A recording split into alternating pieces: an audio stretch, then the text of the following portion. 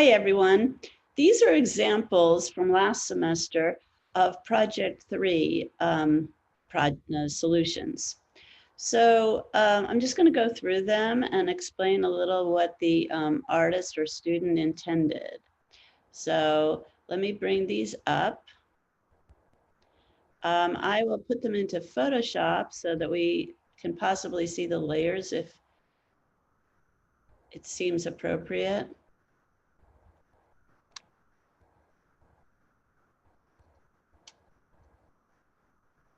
So they're coming up now.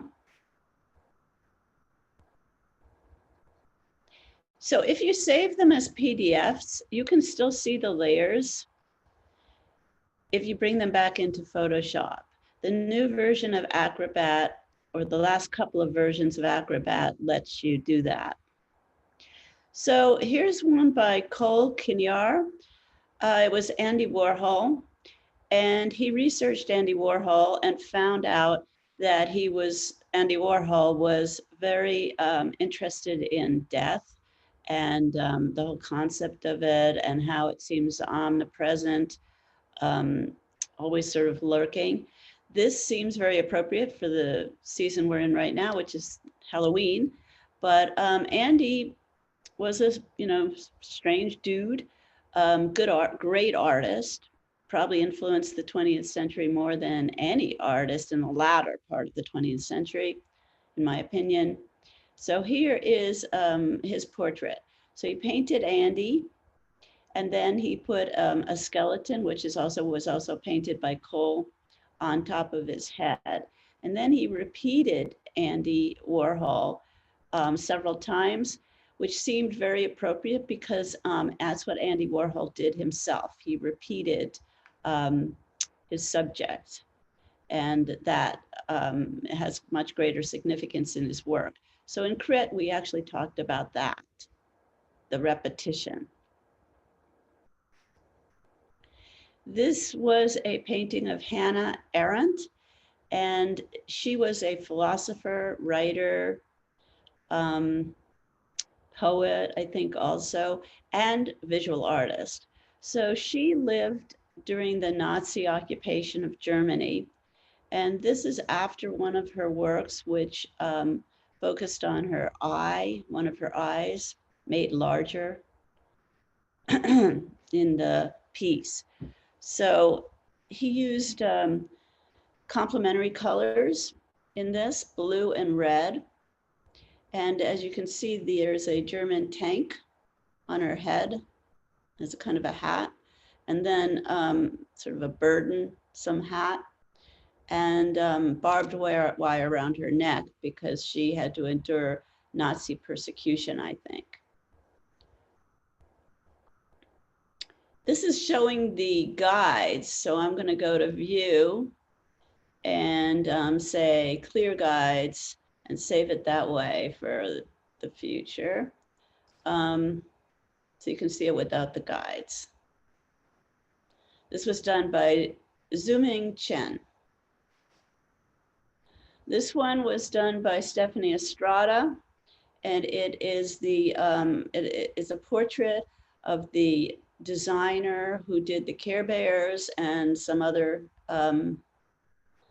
subsequent artwork. So Stephanie really loved Care Bears, and this is actually Elena Kucharik when she was a little girl. So pretty cool. So the idea here is that you're collaging elements. They can be several elements. They have to show the artist in some aspect and also their work in some aspect, and then other parts of their lives, if you wish. This was a designer who actually attended Art Center and designed movie production and also all sorts of strange futuristic vehicles. Sid Mead, wonderful artist. This was done by Ryan Deckeny.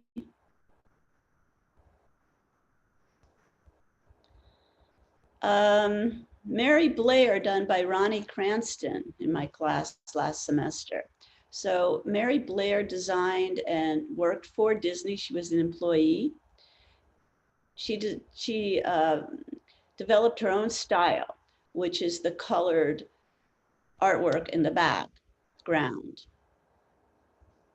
So I think she designed for Disney in many aspects. She might have worked for Imagineering for a while. In any case, these were her sets and designs for various production in Disney. And she's depicted in the foreground. Actually, at the end, or maybe even in this one, I asked her to put some more contrast in the gray figure of Mary, the actual portrait drawing of Mary that Ronnie did, because I thought it would stand out a little bit more from the background.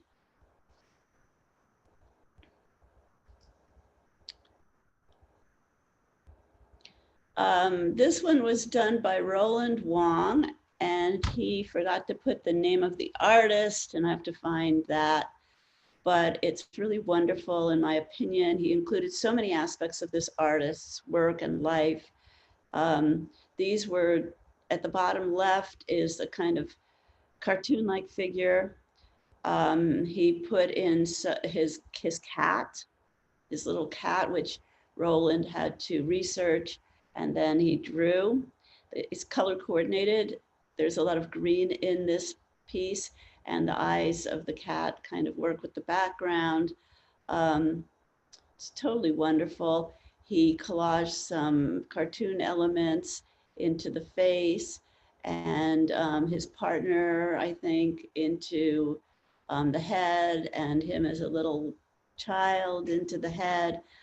Some type also works really well and really fits the definition of this project.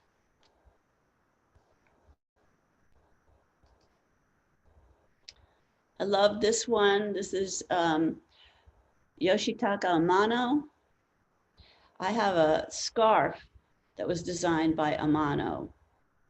Amano loved to, he still does, he draws and paints these whimsical landscapes full of creatures and also textures of the ground with flowers and vegetation.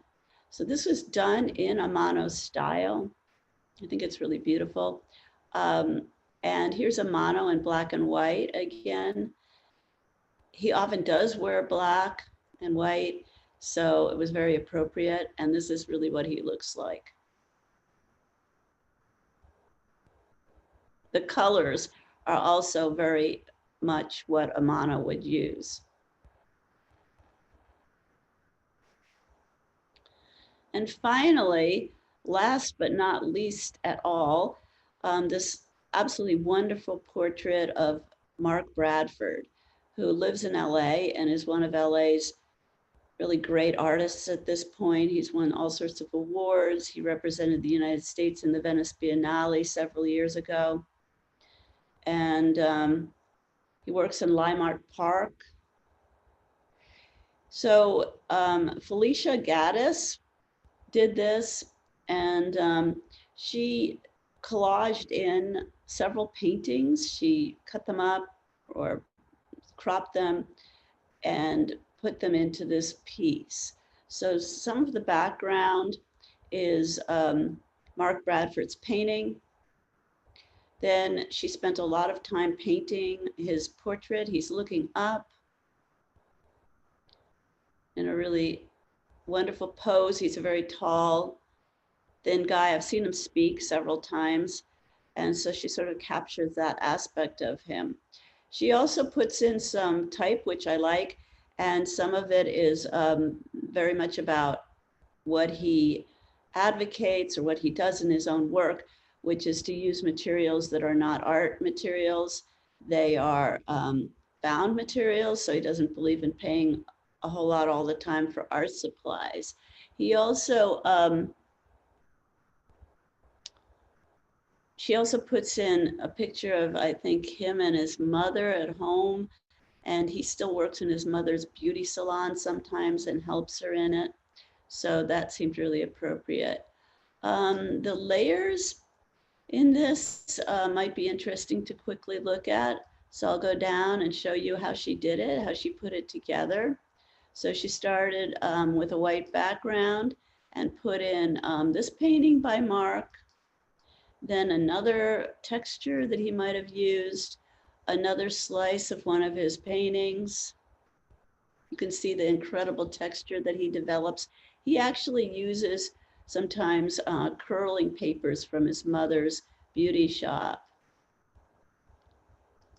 And here's some of her type layers. It says Watts, California, 1965. Picture of him, another picture. And I will be showing you how to do masking so that you can paint out areas that you don't want on layers. More type, the Home Depot, more type. I'm not sure if she left that one in the end. That one might not be in the end piece. So that's another beauty of this layering, is that you don't have to have the layers all turned on at the end. Great. This was Felicia Gaddis. Okay, that's it. Great examples from last semester. Now I will stop recording. Thank you.